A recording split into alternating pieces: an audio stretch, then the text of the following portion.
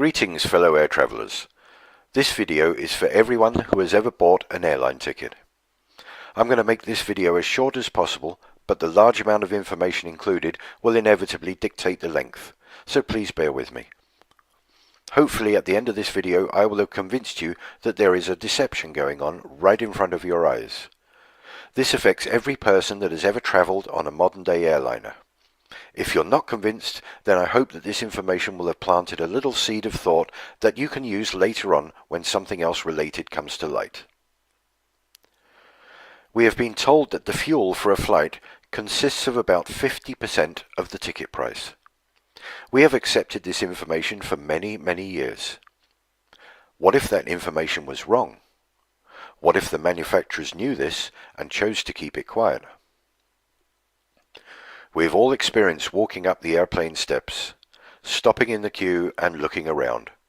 We look at the wings, we look at the engines, and marvel at the size of these amazingly powerful pieces of modern technology. Sometimes we also see the fuel being pumped into the wings.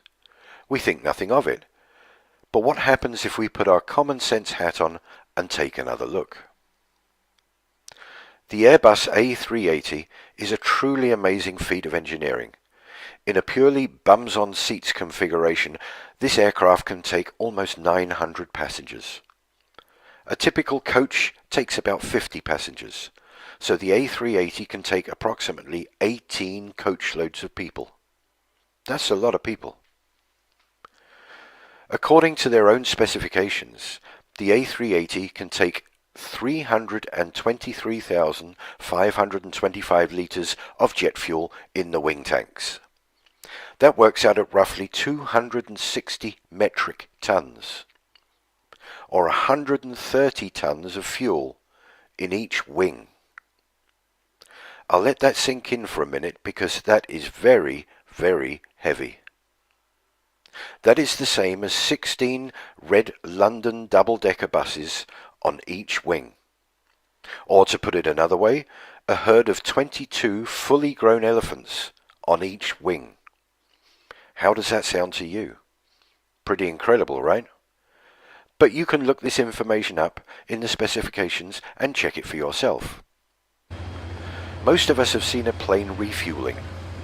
They connect one or two hoses underneath the wing, connect that to a pump on board a refueling truck, which then pumps the fuel from underground tanks. This takes about 45 minutes for a full load. We never see the amount being pumped because the tanks are not visible. Let's make them visible and see how that looks. It would take 16 of these 20,000 litre trucks to fill the A380. Where does all this fuel go? In the wings, you say? Okay, let's take a look at the wings, and you tell me where you think it all goes. This is the A380 wing. Pretty huge. Let's put a fuel truck next to it. And another. And another. And another. And 4 more. Just for this wing. Another 8 go into the other wing. Can you see what I'm saying? Now let's take a look at the wings on these aircraft. This is the new Dreamliner taking off in a spectacular fashion. Observe the thickness of the wings. How many fuel trucks would fit in those wings? Okay, let's take a look at the fill rate. To fully fill the A380 takes approximately 45 minutes. To fill an Olympic-sized swimming pool takes about 4 days. I think people are going to be really excited. That is 2.5 million litres of water. The capacity of the A380 is about 8% of the volume. 8% of 96 hours is 7.6 hours. That's a lot longer than 45 minutes. So maybe the filling equipment is much faster for a plane. Let's take a look. This is filling a swimming pool. And this is filling an aircraft. To fill the tanks of an A380 in 45 minutes, you would have to have a pump and a hose that could pump 7,189 litres of fuel per minute. Let's look at something. that pumps at about half that speed. Now the plane, now the fire hose. Don't you think that filling that wing with that sort of pressure would just rip a hole right through the top? It's only made of aluminium.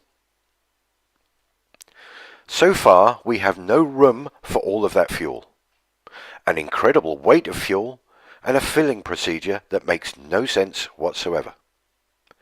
Time to take a look at moving around with large bodies of liquid. The size of a large car's petrol tank is about 70 litres. Don't you sometimes wish that your petrol tank was bigger so you wouldn't have to fill up so often? There are reasons why this is so. Number one, the weight would drastically reduce the performance of the car. And number two, the amount of fuel sloshing about in the tank would seriously interfere with the road holding whilst going around corners. This doesn't seem to be the case with aircraft using vast quantities of fuel. Let's take a look at what large bodies of liquid does to road holding. Not a pretty sight. Now let's look at a couple of landings of aircraft and try to imagine hundreds of tons of fuel sloshing about in the wings. I think you might be getting the gist of what I'm trying to say. It is ridiculous to think that these aircraft take off, fly, bank, maneuver and land with large amounts of liquid moving in all directions.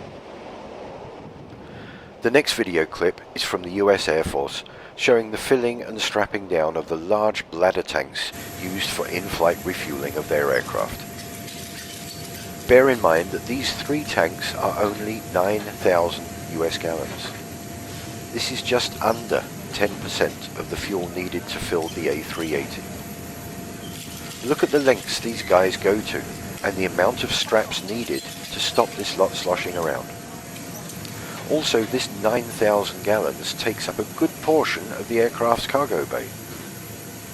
Where on earth would you fit 10 times this amount on an A380? Is it making sense to you yet? Let's move on to the workings of a modern fan turbine jet engine. Rather than explaining this myself, I will let this short video do the work for me. Observe that at the end they actually say that the secondary flow, which is only compressed air, is the major contributor to the engine's thrust. Hear that, boys? What is it? Just another narrow-body aircraft. Hey, my atoms are shaking. Strange. It sounds far, but I bet my last proton that beast is much closer than you think. Hold on, people. It's a LEAP-powered aircraft. A leap into the unknown. What on earth is a leap? Something you sure haven't seen before. Everybody get ready. We're going in. Can someone please tell me what just happened? Sure. The engine makes a plane move forward. Thrust is produced by air being pulled in by the fan blades. Then this air is ejected at greater speed through the exhaust, creating the required pushing force. This is a principle of Newton's law. For every action, there is an equal and opposite reaction. So how is this possible? General Souls, come with me to the bypass. Extreme sport freaks, with me, we'll hit the compressors, combustor, and turbines. The LEAP is a high bypass ratio engine, which means that a large amount of air bypasses the core of the engine to be ejected directly into the exhaust stream. The fan acts like a propeller. Its curved rotating blades accelerate the airflow into the engine. Lighter composite materials provide better efficiency and resistance. Here come the compressors. Get ready. Things are gonna heat up. Feel that? It's the low-pressure compressor squeezing us. Now, the high-pressure compressors. You're gonna feel the difference. Ultra-efficient compressors deliver optimum air pressure and temperature conditions for combustion. It's rising up now. Let's get toasted! Gentlemen, meet your kerosene counterparts. These guys are gonna light up your day. Already? We usually mingle inside. Not anymore. I thought there'd be more of you. Normally, yes, but in this engine, fewer of us are needed. This little kerosene particle is right. The LEAP engine burns less fuel than former engines. In addition, the fuel nozzles mix fuel and air before they enter the combustor, creating a homogeneous mixture that minimizes the peak temperature during combustion. This technology significantly reduces emissions. Okay, let's go. The combustion chamber. This is the heart of the engine, where energy is created through combustion of fuel and compressed air. Are you ready? Here comes the final blast. What a boost! Where are we now? Turbines, let's transfer our energy to them. This is the last extreme stage before we join the soft team. Enjoy.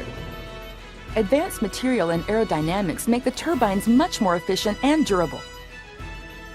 The pressure and speed of the hot gases provide the force needed to turn the turbines and its shaft, which in turn drives the compressor and fan. Come on, guys, don't hang around. We alone are responsible for 90% of the thrust from this baby. Here come those adrenaline junkies. So, how was it? Fast, hot, and fantastic. What a trip! Are you kidding me? It was us in the primary flow that did most of the job. Not exactly, kid. It's teamwork. We definitely need each other. We provided the energy to drive the engine, and they provided most of the thrust to make the aircraft move forward. Hey, boss. Sounds like we're in luck today. You said it. It's game on again, boys. Let's go.